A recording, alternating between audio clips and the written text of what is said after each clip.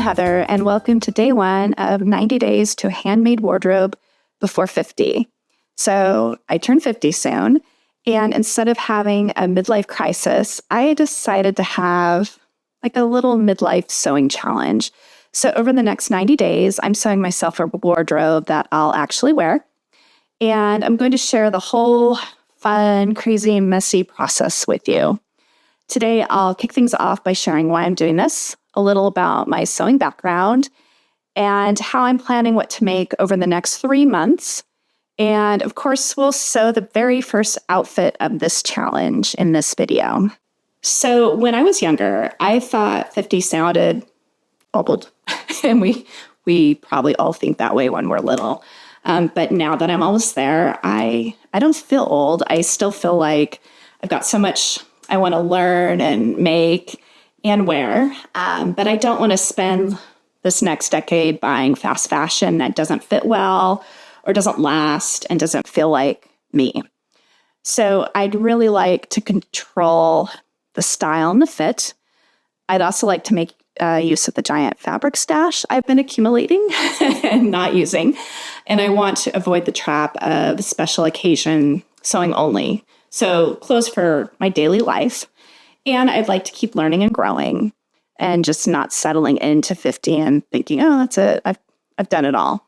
And as far as like making pants, if there aren't pockets in them, I will like riot. So I'd like to make clothes that fit my lifestyle as it is now, and can possibly adapt, if it changes in the future.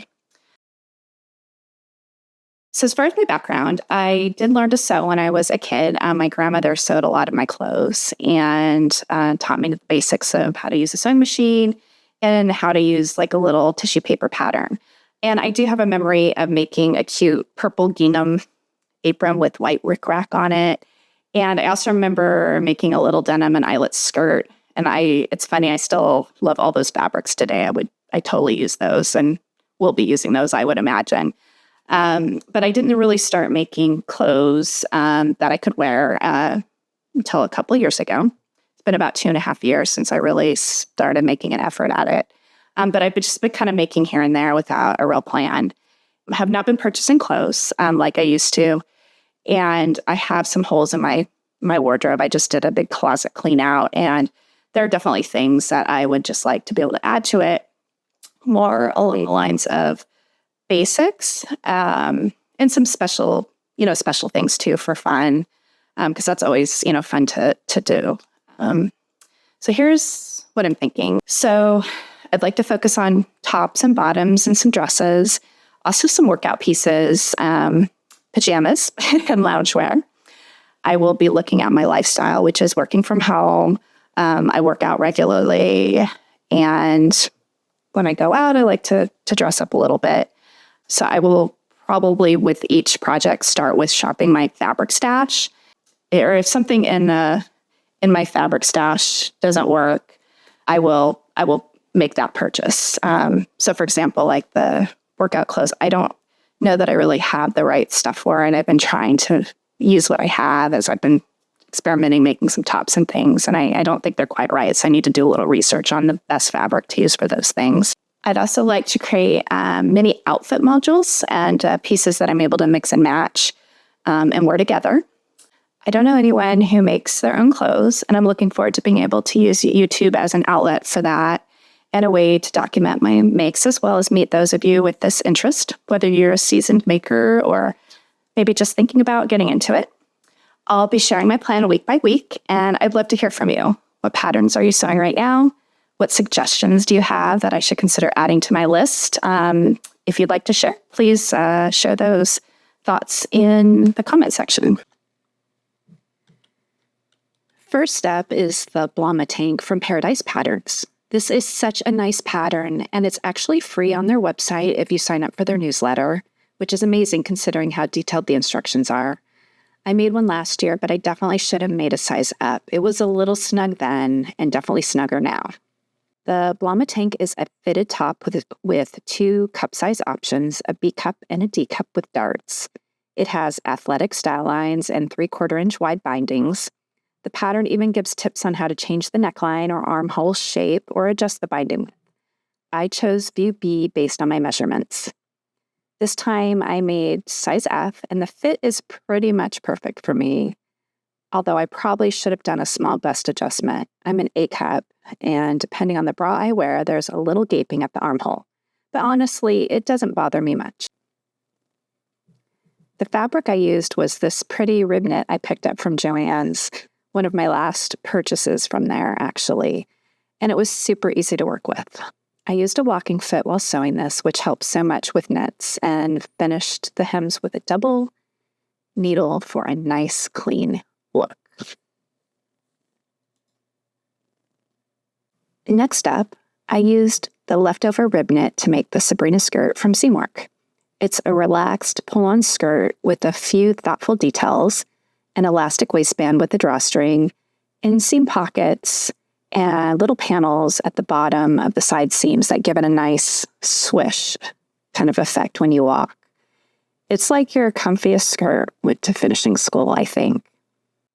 I used my projector setup to cut this pattern like I do with most patterns now, and I love it. But every now and then I make this silly mistake. When I move the pattern around on my laptop, I'll accidentally zoom in or out without realizing it. So this time I cut the pockets way too small, like borderline child size. So my hands are small and the fabric is stretchy, and I can still get them in there fine. But it was a total dorky move. The pattern calls for grommets at the waistband, but the ones I have are super cheap, and I've just had bad luck with them in the past. So I just went with 2 sewn buttonholes instead. I tested the buttonholes on a scrap piece first, and thank goodness for that, because as you can see, I got a thread nest and had to stop and fix it. But that just gave me the perfect chance to clean out the machine under the presser foot, which it really kind of needed anyway. And then while I was at it, I found out my machine actually has a special setting for sewing buttonholes on knit fabrics. It uses a slightly looser stitch that helps prevent bunching under the foot, and it works so much better. I also used my walking foot for this skirt and for the tank top too, as I mentioned earlier. It's been super helpful for sewing knits and really cuts down on issues like stretching or fabric getting stuck. And for the visible hems, I used a double needle wherever I could. I think it gives everything a really clean, professional finish. Like, yes, I made this, and no, it doesn't look like a middle school sewing project. It also makes a great little coordinated set with the tank top. When the top is tucked in, it almost looks like a dress. And I really like that kind of versatility. So all in all, I think this one is a win for me, and I think I'll get a lot of wear out of it. It's comfy, swishy, and it's really pretty, I think. I like the fabric a lot. I like the silhouette of the somewhat tight top with a little bit of, the tightness at the waist and then a looser skirt.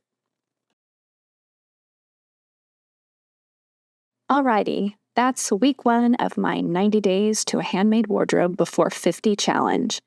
I've got the start of a plan, a stash, and honestly, I've got a little bit of nervous energy about whether I can really pull this off. But that's part of the point, right? To push myself, stay accountable, and see what happens when I fully commit to sewing the wardrobe I've been dreaming about. My goal isn't just to sew pretty clothes, it's to actually make things I'll wear every single day. Practical pieces, fun pieces, and maybe a few slightly silly experiments along the way. Because what's life without a little sewing drama? If you want to see how this all unfolds, the wins, the mistakes, and the inevitable "what was I thinking" moments, make sure you subscribe and follow along. I'll be posting updates, finished outfits, and some behind the scenes of my sewing process. Please drop a comment and tell me what you would sew if you gave yourself 90 days. I'd love to hear your ideas. Plus, it might inspire what I make next. Thanks for hanging out with me today. I'll see you in the next video.